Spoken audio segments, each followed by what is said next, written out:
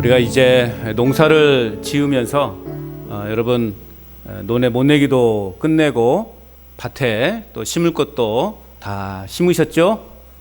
아직도 뭐가 심을 게 남아 있어요?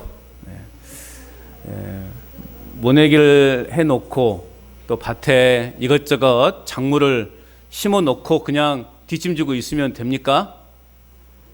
돼요? 안 돼요? 돼요? 안 되죠. 어떻게 해야 됩니까? 계속 그 밭을 가꿔야 되겠죠. 풀과의 전쟁이 시작된 것 아닙니까? 논에다가 뭐를 심고 밭에다가 이것저것 작물을 심고 나서 그냥 뒷짐지고 있는 것이 아니라 우리는 꾸준하게 끝없이 우리는 그 밭을 가꾸고 또 필요하면 영양제도 공급도 해줘야 되고 여러 가지 아무튼 애를 많이 써야만 우리가 가을에 추수의 그 기쁨을 누릴 수 있는 것이죠. 마찬가지입니다. 우리의 삶에도 풍성한 열매를 맺게 하기 위해서는 우리의 마음밭을 잘 갖고 가야 되는 것입니다. 그냥 하루하루 숨쉬고 살아가는 것 그거면 됐지 뭐 그런 안일한 자세로 살아가면 우리의 삶에 아무런 열매가 없는 삶을 살아가게 되는 것입니다. 우리의 마음밭을 잘 갖고 가야 됩니다. 그래서 말씀의 씨앗이 뿌려져서 그 말씀의 뿌리가 우리 마음밭에 깊이 내릴 수 있도록 우리는 마음밭을 정결하고 깨끗하게 만들어 가야 되는 것입니다. 그래야만 영적인 열매를 맺을 수 있는 것입니다. 그래야만 우리가 또한 세상의 풍파 속에서도 세상의 그 환난 속에서도 넘어지지 않고 꿋꿋하게 우리는 그 환난을 맞이할 수 있는 것입니다. 쉽게 넘어지는 이유가 뭐예요? 뿌리를 못 내리기 때문에 그래요. 뿌리가 아무튼 우리가 모든 작물이 그러잖아요. 모도 그렇고 작물도 그렇고 뿌리가 잘 내릴 수 있도록 좋은 환경을 만들어줘야만이 그 작물이 잘 자라는 거 아니겠습니까? 아무 데다나 그냥 심지는 않지 않습니까? 마찬가지로 우리 말씀이 우리 마음밭에 잘 뿌리 내릴 수 있도록 우리는 우리 마음밭을 잘 갖고 가야 되는 거예요. 그래야만이 어떤 세상의 풍파 속에서도 환난 속에서도 우리는 꿋꿋하게 믿음을 지켜낼 수 있는 것입니다. 사람들의 핍박이 와도 사람들의 그러한 위협이 와도 우리는 그러한 것에 현혹되고 넘어지는 것이 아니라 우리는 믿음의 온전한 삶을 살아갈 수 있게 되는 것입니다. 말씀에 뿌리내지 못하면 온전한 말씀의 실천을 가져올 수 없는 거예요. 왜 예수 믿는 사람들은 많은데 교회 다니는 사람들은 많은데 왜 아직도 세상은 이처럼 어둡고 세상은 이렇게 캄캄한가? 그것은 예수 믿는 사람들이 믿음은 있는데 말씀에 뿌리를 내리지 못하기 때문에 말씀대로 살아가지 못하는 거예요. 말씀의 실천이 삶이 없기 때문에 그러는 거예요. 늘상 제가 말씀을 드리는 거지만 교회에서만큼 거룩한 모습을 일상의 삶에서도 한번 나타내 보시라고요. 그러면 여러분 세상이 바뀐다니까요. 교회에서는 거룩하고 교회에서는 그냥 착한 사람처럼 보이지만 세상에 나가서는 지 마음대로 살면 세상이 바뀌겠냐고요. 내 신앙의 성장이 있겠냐고요. 말씀이 우리의 마음밭에 깊이 뿌리낼 수 있도록 우리 마음의 밭을 잘 정돈해가는 삶이 될 수 있기를 바랍니다. 그럴 때 우리의 삶에 아름다운 꽃을 피우는 신앙생활을 할 수 있는 겁니다. 우리의 삶에서 꽃을 피우는 신앙이 될 수 있는 것입니다. 말씀을 듣고 말씀을 행하는 삶을 통해서 여러분의 삶 속에 아름다운 신앙의 꽃을 피우는 참 하나님의 백성으로 살아갈 수 있기를 바랍니다. 그렇다면 왜 우리는 말씀을 듣고 행하는 삶을 살아가야 되는가? 오늘 말씀의 제목이 말씀을 듣고 행하는 삶이잖아요. 그리고 왜 우리는 도대체 말씀을 듣고 행하는 삶을 살아가야 되는가? 첫째는 19절에서 22절 말씀을 통해서 하나님의 원하시는 의의 삶을 살아가기 때문에 그렇습니다.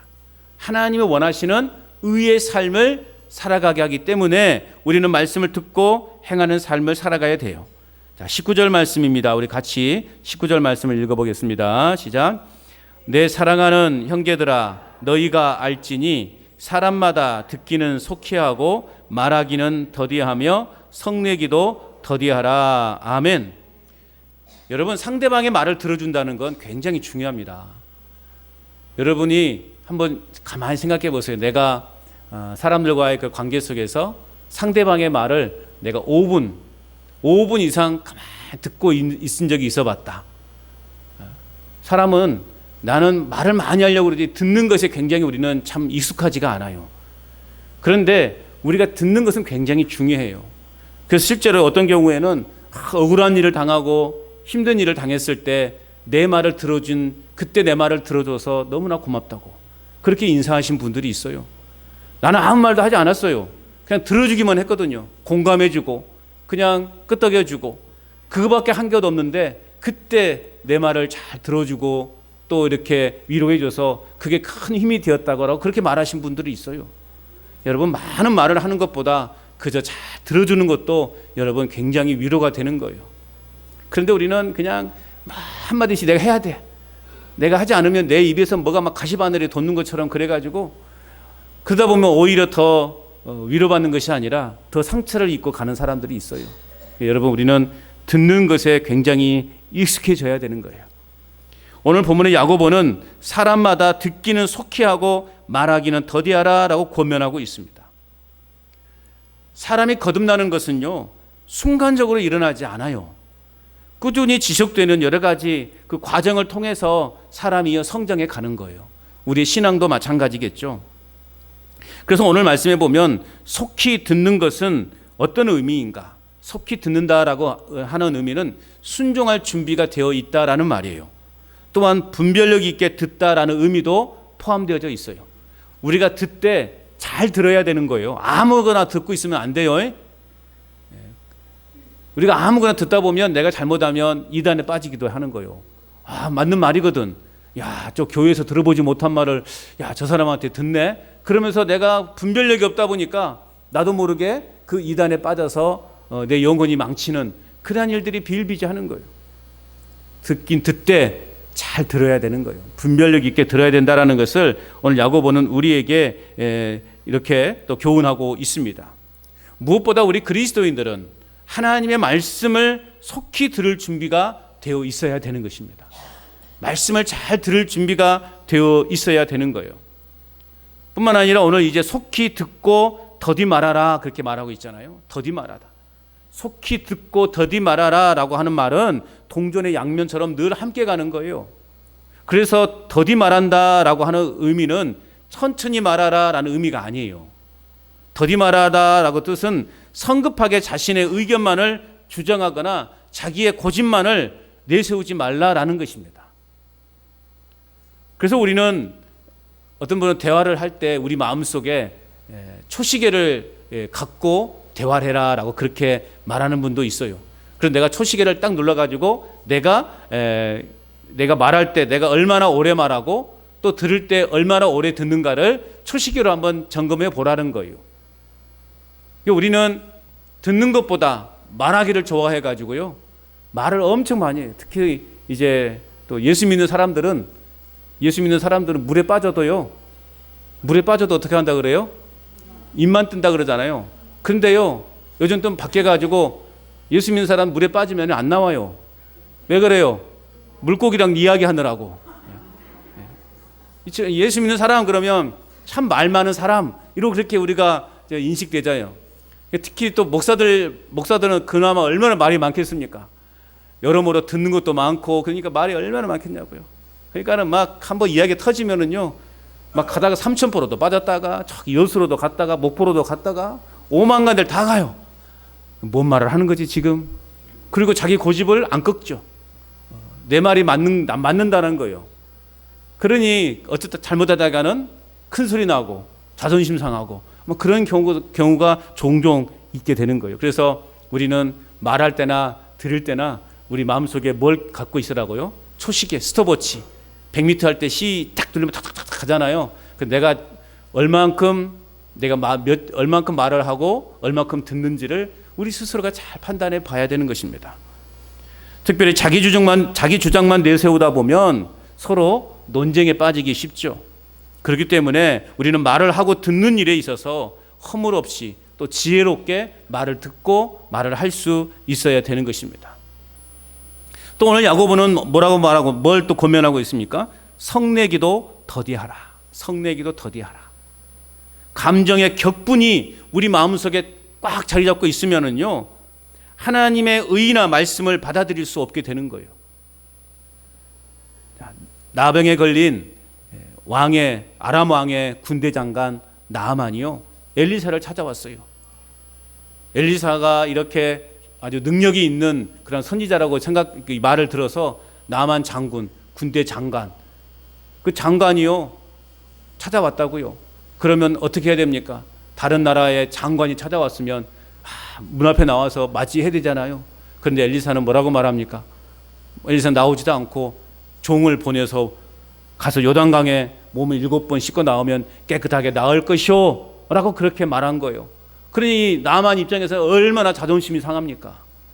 그래서 열왕기하 5장 11절 보면 나만 장군의 반응이 어땠나? 나만이 노하여 물러갔다라고 그렇게 표현하고 있어요.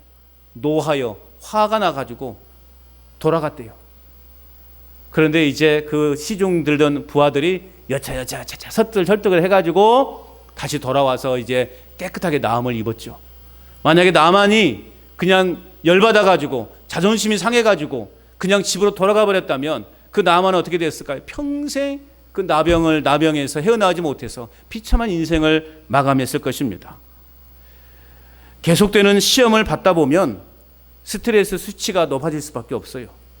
요즘같이 무더운 여름 날씨에 만사가 귀찮고 짜증나고 스트레스 수치가 계속 올라갈 수밖에 없어요. 누가 건드기만 해봐라 그냥 그런 마음으로 좀 살아가는 사람들이 많아요. 그냥 뭐 되는 일도 없고, 그러다 보니까 대충 듣기도 하고 짜증을 내기도 하고 그런 일들이 비일비재하죠. 이는 어려움을 당하거나 어려운 일을 만나다 보면 나타나는 현상들이에요. 누구든지 그래서 짜증을 낼 수도 있고, 누구든지 화를 낼 수도 있고, 누구든지 노할 수도 있어요. 그런데 오늘 야고보는 뭐라고 말하고 있습니까? 20절 말씀 읽어볼까요? 시작. 사람이 성내는 것이 하나님의 의를 이루지 못함이라. 아멘. 마음에 찔림이 있습니까? 여러분들은 다 온유하시고 성품이 다 온순하신 분들이라, 우리 교회 우리 어르신들 보면 다들 그냥 이 성질하고는 다 멀으신 분들 같아. 그러니까 다 성품들이 그냥 온유함이라고 써 있어요. 나 화 못 낸다라고 써 있어 얼굴에. 다들 얼마나 감사한지 몰라요. 저쪽 사람들이 그렇다는 거예요. 그런데 누구나 다 화를 낼 수도 있고, 누군 짜증을 낼 수도 있고, 격분할 수도 있단 말이에요. 자, 그런데 오늘 야고보는 뭐라고 말하고 있냐? 사람이 성내는 것이 하나님의 의를 이루지 못한다 말씀하고 있다는 거예요. 성내는 것, 분노는 싸움과 분란을 일으킵니다. 그리고 공동체를 해치기 때문에 우리 믿음의 사람들이 하지 말아야 될 악덕 중에 하나라는 사실을 여러분 기억하시길 바랍니다. 무엇보다 분노는 하나님의 의를 이루지 못하기 때문에 우리는 여러분 분노하지 말아야 되는 거예요. 하나님의 의가 뭔데요? 하나님의 의는 하나님이 원하시고 인정하시는 그리스도인의 올바른 행위라는 말이에요. 그런데 우리가 분노하고 화를 내고 성내면 하나님의 그러한 올바른 행위에서 벗어나는 것이기 때문에 오늘 야고보는 성내지 말라, 승질 좀 내지 말라 이 말하고 있어요. 옆에 있는 분들에게 말하세요. 승질 좀 내지 마십시다. 제발. 하나님의 의를 이루지 못하는 것이기 때문에 성내지 말라, 분노하지 말라, 격분하지 말라 말씀하고 있는 거예요. 사실 성내는 자는 어떤 모습인가? 요동치는 바다 물결과 같고 타오르는 불꽃과 같은 존재예요. 그냥 그런 사람들 옆에 여러분 가고 싶겠어요? 만나기만 하면 승질내고, 만나기만 하면 짜증내고, 만나기만 하면 불평 원망하는 그런 사람들 곁에 가고 싶겠습니까?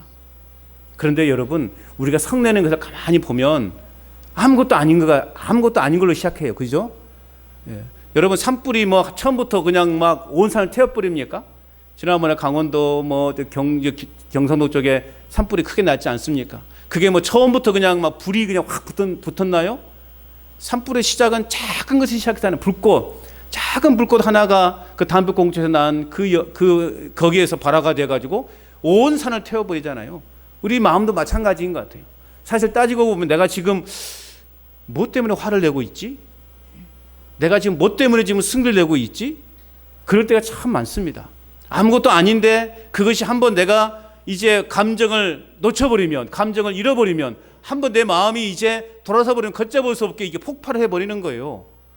그러니까 우리가 애초에 처음부터 우리 마음밭을 잘 가꿔야 되는 거예요.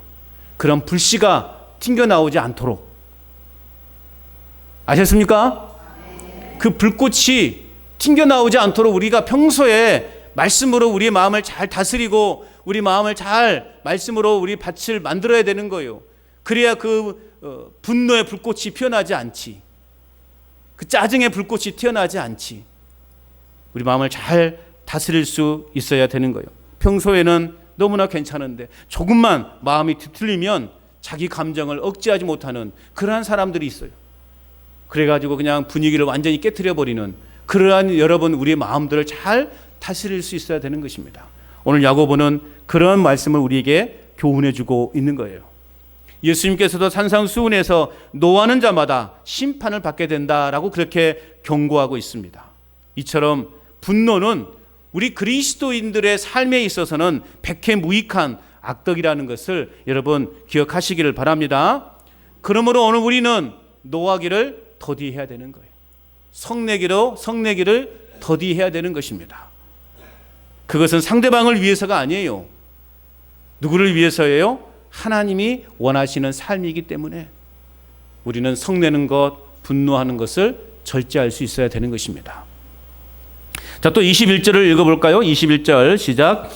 그러므로 모든 더러운 것과 넘치는 악을 내버리고 너희 영혼을 능히 구원할 바 마음에 심어진 말씀을 온유함으로 받으라. 자, 당장 버려야 될 행동이 뭐냐라고 할 때 오늘 21절 말씀해 보니까 모든 더러운 것과 넘치는 악이라고 말하고 있어요.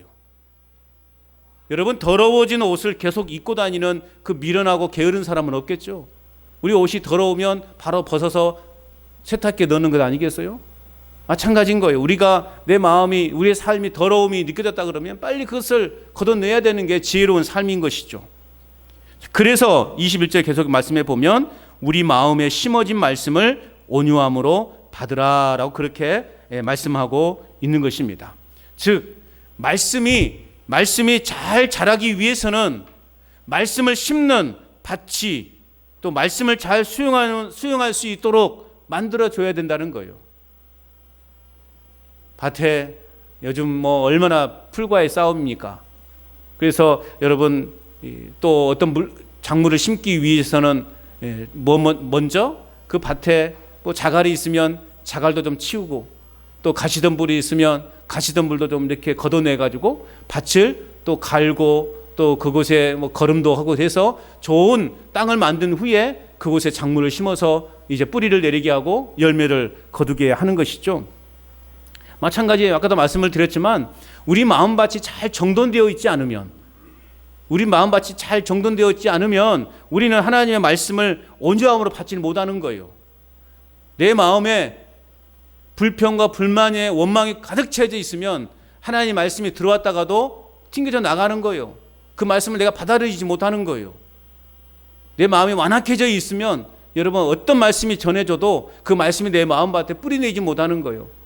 그러니까 내가 신앙생활 한 지는 오래됐는데 내가 믿음 생활 한 지는 오래됐는데 내 삶을 돌아보면 아무 열매가 없는 거예요.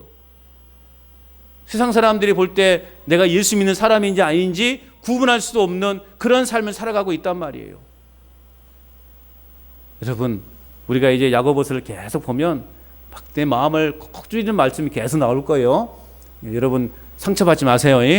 혹시 제가 이렇게 좀 강하게 말한다고 해서 상처받지 마시고 나에게 주신 말씀이구나 아멘으로 받아들이시기 바랍니다. 그런 사람의 마음밭이 부드러운 거예요. 내가 막 말하면 저 양반 왜 또 저런 소리 듣기 싫은 소리 하냐라고 하면 내 마음이 이미 다른 영적인 그런 바위덩어리가 영적인 가시덤불이 내 마음을 꽉 뒤덮고 있는 거예요.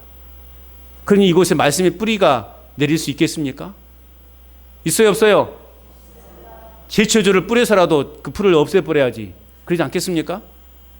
그래야지 우리 마음밭이 깨끗해지는 것이고 오늘 말씀처럼 마음에 심어진 말씀을 온유함으로, 우리 마음밭에 뿌려지는 말씀을 온유함으로 받을 수 있게 되는 것입니다.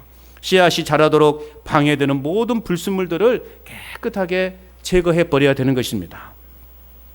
자, 또 22절도 읽어볼까요? 시작. 너희는 말씀을 행하는 자가 되고 듣기만 하여 자신을 속이는 자가 되지 마라 말씀하고 있어요. 너희는 말씀을 행하는 자가 되라고 말하고 있어요. 듣기만 하는 자가 되지 말고 행하는 자가 되라고 말하고 있는 거예요. 행하는 자는 무슨 말입니까? 무언가를 행하는 사람이에요. 행위를 실천에 옮기는 사람을 행하는 사람이라고 말하고 있어요.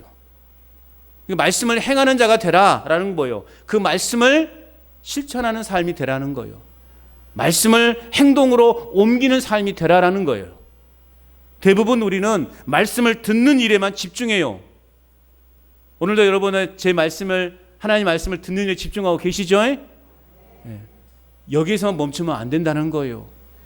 우리는 듣는 것에만 그냥 집중돼요. 잘 듣기만 하면 되겠지. 아니에요. 성경은 뭐라고 말하고 있습니까? 듣는 자가 복이 있다라고 말씀하고 있지 않아요. 말씀을 잘 듣는 자가 복이 있다라고 말씀하고 있지 않다니까요. 그럼 뭐라고 말하고 있냐? 사도 바울은 로마서 2장 13절에 이렇게 말하고 있어요. 하나님 앞에서는 율법을 듣는 자가 의인이 아니요 오직 율법을 행하는 자라야 의인이다 말하고 있어요. 또 예수님은 뭐라고 말씀하고 있습니까? 누가복음 11장 28절에 하나님의 말씀을 듣고 지키는 자가 복이 있느니라 말씀하고 있어요. 듣는 자가 복이 있는 것이 아니라, 물론 듣는 것도 중요하지만 듣는 자가 복이 있는 것이 아니라 그 말씀을 듣고 지키는 자가 복이 있다 예수님이 말씀하셨어요. 또 사도 요한은 요한계시록 1장 13절에 뭐라고 말하고 있어요? 예언의 말씀을 읽는 자와 듣는 자들과 그 가운데 기록한 것을 지키는 자들이 복이 있다 말씀하고 있는 거예요. 여러분, 우리는 듣는 것에서 멈춰서는 안 돼요. 우리는 듣는 것에서 멈추는 것이 아니라 행함으로 하나님의 큰 축복을 누릴 수 있기를 바랍니다. 듣기는 속히 하고 말하기는 더디하라. 이 말씀을 여러분 오늘 마음판에 깊이 새기셔야 됩니다. 그리고 사랑이라는 추상 명사로 우리 인생을 끝내지 말아야 돼요. 사랑, 섬김, 헌신, 희생, 이런 추상적인 이런 단어로 끝나는 것이 아니라 우리는 어떤 삶을 살아야 되는가? 사랑하다. 사랑하다. 움직이는 동사로 이어지는 삶을 살아야 되는 거예요. 우리는 사랑이라는 표현을 많이 해요. 그러나 정말 우리가 우리의 일상의 삶 속에서 사랑하며 살고 있는가?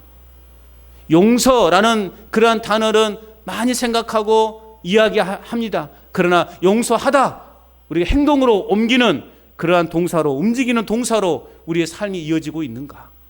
희생, 헌신, 이러한 단어들, 추상적인 이러한 단어들을 우리가 무척 많은 말을 이야기하고 행동을 하지만 정말 우리의 삶 속에 진짜 희생하다, 헌신하다, 그러한 삶으로 움직이는 동사로 이어지고 있는가? 어쨌든 여러분, 하나님이 원하시는 의의 삶을 살기 위해서 말씀을 듣고 행하는 그러한 삶을 살아갈 수 있기를 주님의 이름으로 축복합니다. 또 우리가 말씀을 듣고 행하는 삶을 살아야 되는 이유가 뭐냐? 23절에서 25절 말씀을 통해서 보면 하나님이 주시는 복을 누리기 때문에 그렇습니다. 하나님이 주신 복을 누리기 때문에 여러분, 우리는 말씀을 듣고 행하는 삶을 살아야 되는 거예요. 자, 오늘 23절, 24절 같이 읽어봅니다. 시작. 누구든지 말씀을 듣고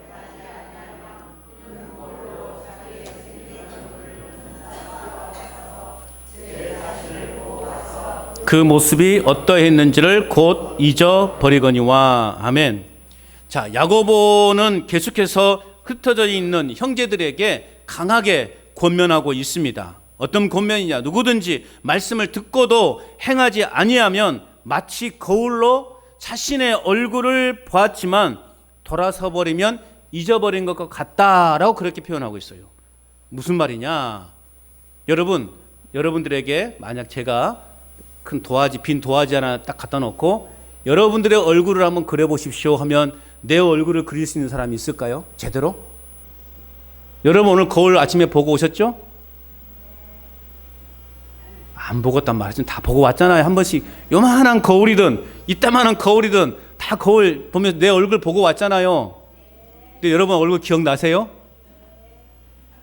아니, 여러분 얼굴 제대로 기억나세요? 어떤 형태인지 그려보세요. 여러분 얼굴 그려보라 그러면 그릴 수 있어요? 못 그려요. 못 그린다니까요. 내가 내 얼굴, 내 사진을 보고 내 거울을 보고 내가 내 얼굴을 그리지, 다른 사람의 얼굴을 보고 내가 그리는 것이 내 얼굴이 지금 어떻게 생겼지? 막상 생각해보면 내 얼굴이 기억이 안 나요. 그죠? 아, 그렇다니까요. 저도 지금 제 얼굴이요, 어떤 모습인지 기억이 안 나요. 그냥 눈썹이 좀 진하고 뭐 좀 잘생겼고, 아이고 창피해라. 뭐 그런 것만 기억이 안 나요. 뭐 누구 닮았다네, 뭐 닮았다네, 뭐. 와, 지난번에도 우리 이제 지난번에 어디 이제 뭐 제가 예전에 저기 그 장미축제 때 형님네 가게에서 조금 일을 좀 도와드렸거든요.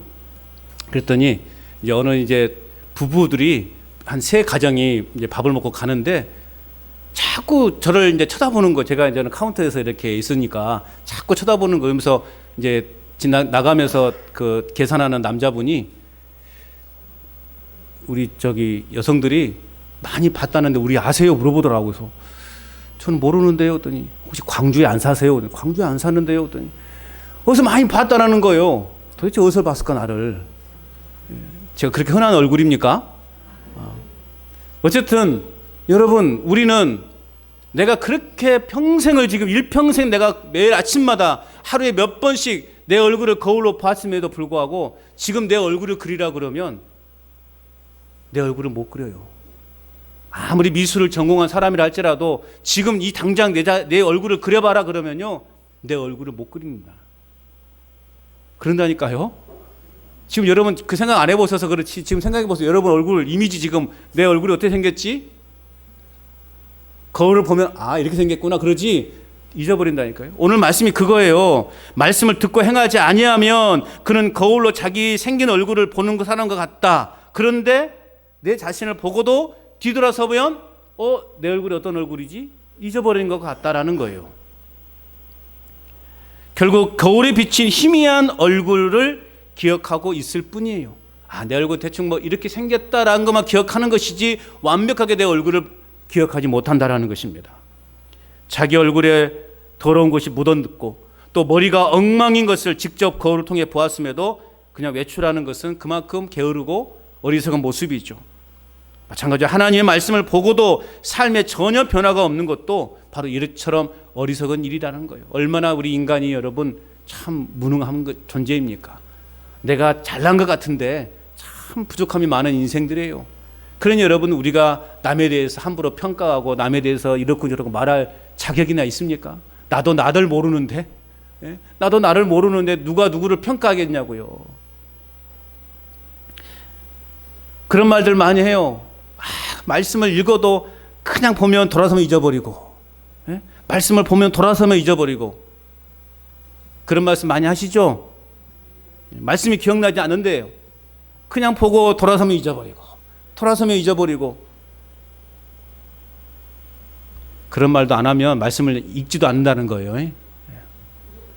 그런데 여러분, 우리가 말씀을 기억하는 방법이 있습니다. 어떻게 하면 될까? 그 말씀을 한번 실천해 보시라고요. 그러면 이 말씀이 기억나는 거예요. 아니, 성경에서 사랑하라고 말했으면 내가 사랑하는 거예요. 용서하라는 것을 읽었으면 내가 가서 그래 한번 용서해 보자. 내가 평소에 좀 이렇게 미워하고 있었던 사람 찾아가서 내가 성경 말씀을 읽으니 용서하라는 말이 있네. 내가 그래서 자네를 용서하겠네. 실천해 보시라고요. 이웃을 사랑하고 어려운 자들을 그냥 돌보라고 말했으면, 그 말씀을 읽었다면 실제로 내가 좀 어려운 이웃을 향해서 한번 한 돈 10,000원이라도 한번 봉투에 넣어서 줘보라고요. 시장에 가서 만난 거 사가지고 한번 갖다 줘보라고요. 그게 말씀의 실천이 있으면 그 말씀은 평생 여러분 잊혀지지 않는다니까요. 그러니까 여러분, 돌아서면 잊어버린다는 건 핑계입니다. 앞으로 그런 말 하지 않기, 말씀을 읽고 한번 행동으로 옮겨 보시라고요. 그럼 그것이 평생 내 기억에 남는다니까요. 말씀이 기억나고 잊어버리지 않는 방법은 그 말씀을 실천하는 것입니다. 하나님 말씀을 직접 보든 읽은 것을 듣든지 우리는 순종으로 이어지는 진정한 순종의 태도를 보일 수 있어야 되는 것입니다. 25절도 읽어볼까요? 시작. 자유롭게 하는 온전한 율법을 들여다보고 있는 자는 듣고 잊어버린 자가 아니요 실천하는 자니 이 사람은 그 행하는 일에 복을 받으리라. 자유롭게 행하는 온전한 율법을 들여다보고 있는 자는 듣고 잊어버리는 자가 아니다 말씀하고 있어요. 실천하는 자다라고 말하고 있어요. 그런데 그렇게 행하는 일에 어떻게 한다고요? 복을 주실 것이다. 복을 받을 것이다 말씀하고 있는 겁니다. 자유롭게 하는 온전한 율법이라고 하는 것은 복음을 의미합니다. 복음을 받은 자들은 듣고 잊어버리는 사람이 아니라 서로 사랑하라는 주님의 계명을 실천하는 사람이에요. 실천하는 자는 당연히 하나님께 복을 받아요. 이러한 가르침은요, 성경의 여러 부분에서도 이렇게 말씀하고 있는데 성경을 한번 우리 읽어보도록 합니다. 화면을 좀 띄워주세요. 신명기 15장 4절 5절 시작. 내가 만일 내 하나님 여호와의 말씀만 듣고 내가 오늘 내게 내리는 그 명령을 다 지켜 행하면 내 하나님 여호와께서 내게 기업으로 주신 땅에서 내가 반드시 복을 받으리니 너희 중에 가난한 자가 없느니라. 아멘. 또 시편 37편 26절 읽어봅니다. 시작. 그는 종일토록 은혜를 베풀고 꾸어주니 그의 자손이 복을 받는도다. 잠언 19장 17절 시작. 가난한 자를 불쌍히 여기는 것은 여호와께 꾸어드리는 것이니 그의 선응을 그에게 갚아 주시리라. 할렐루야. 여러분, 말씀을 실천하면 이러한 복을 받는데요. 자손의 복을 받는데요. 자손이 우리만 복 받는 것이 아니라 우리의 자손들에게까지도 하나님의 복이 이어진다라는 거예요. 그러니까 말씀을 듣기만 하는 것에서 끝나는 것이 아니라 말씀을 실천하십시오. 실천하는 여러분에게 하나님의 축복이 임하게 될 줄로 믿습니다. 복음을 받아들이는 자는 이 말씀을 받고 실천함으로 더 큰 복을 우리가 누릴 수 있는 겁니다. 내가 어려운 사람을 도울 때 비록 내가 생각할 때는 내가 좀 손해보는 것 같은데 라고 여겨질지라도 여러분, 우리가 경제적인 어려움에 빠진 일들을 도와줄 때 그것이 우리에게는 더 플러스로 다가온다는 겁니다. 물론 우리가 뭔가를 받기 위해서 우리가 다른 사람을 돕고 실천하는 것은 좀 말씀에 맞지는 않겠죠.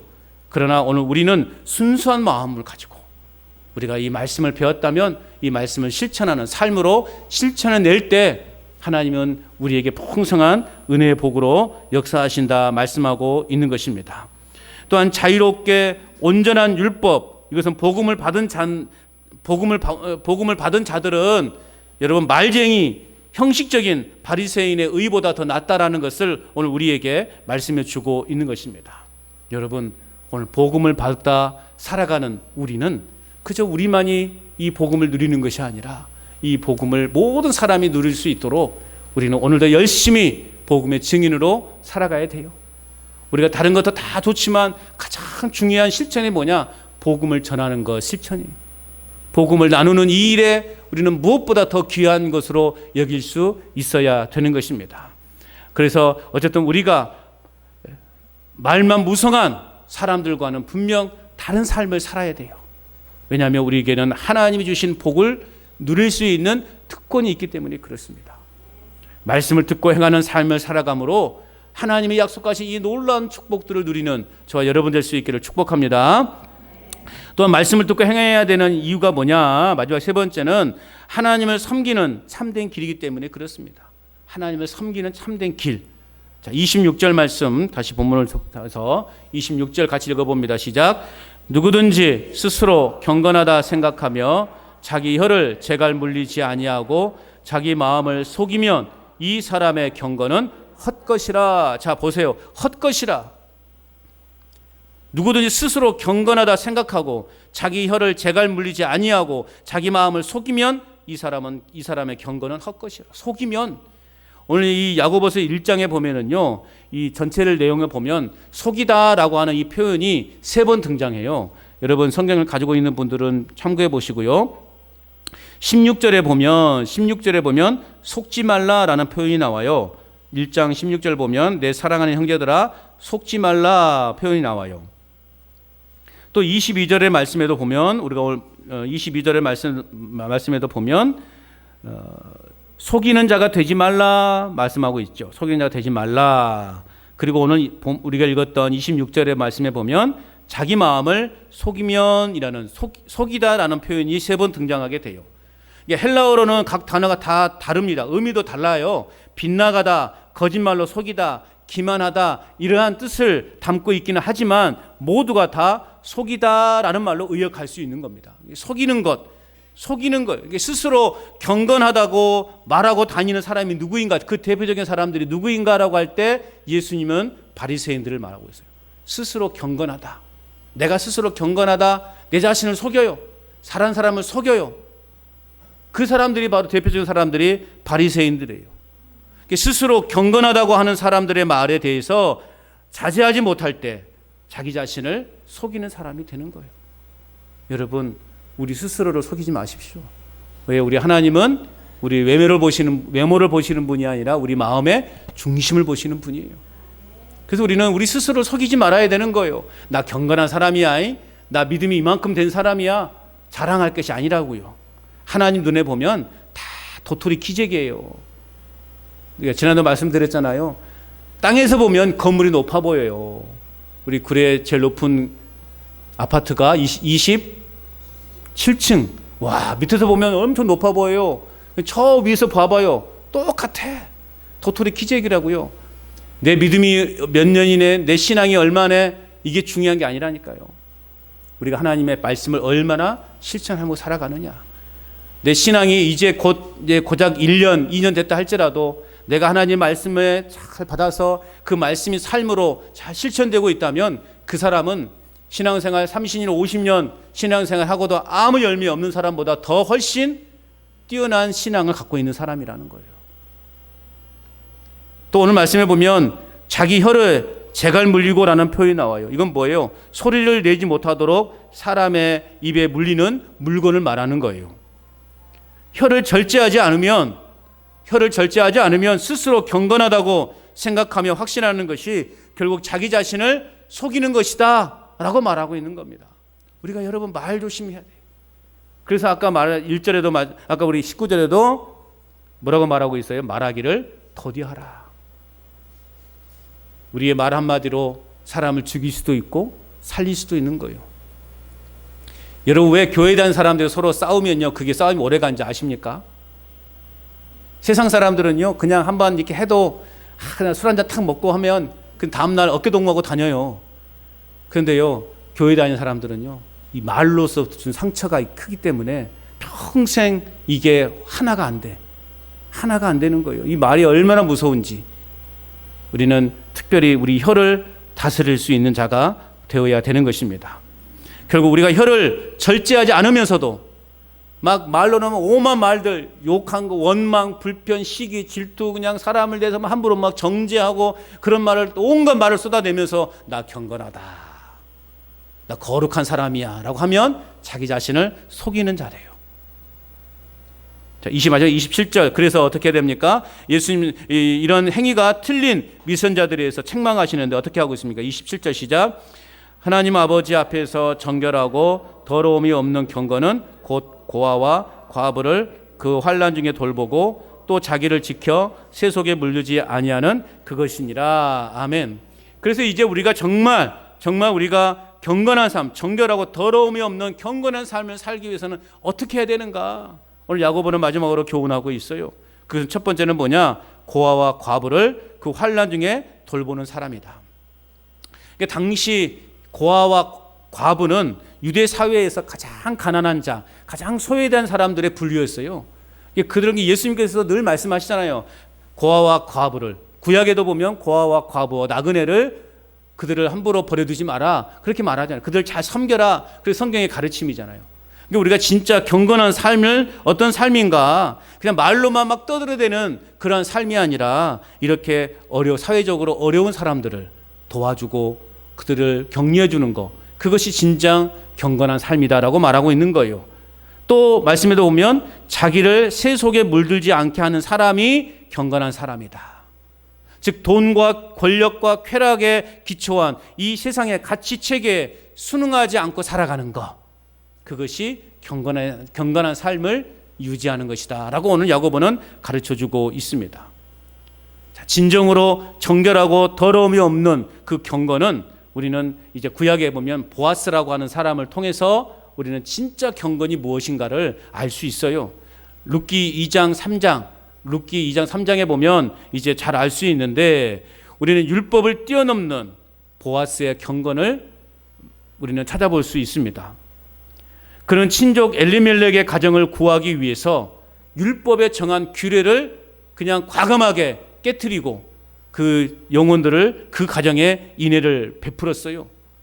특히나 이방 여자, 모압 여자인 이 룻이라고 하는 여인, 이 엘리멜렉의 가문에 시집을 왔죠.